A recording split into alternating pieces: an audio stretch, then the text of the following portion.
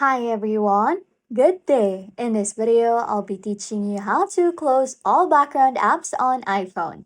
Okay, first things first, what you could basically do is you can just close out every application by dragging your phone upward from the bottom and just manually close your background apps.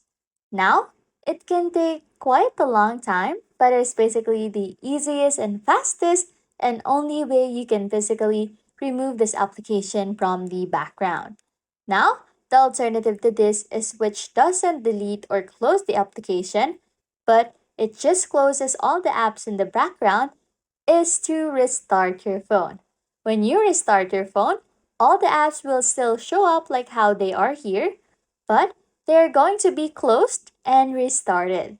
Anyways, if you like content like this, don't forget to subscribe to this channel or comment down below any tutorials you want us to make so we can help you. And that's it. You can now close all background apps on iPhone. Thanks for watching and happy scrolling.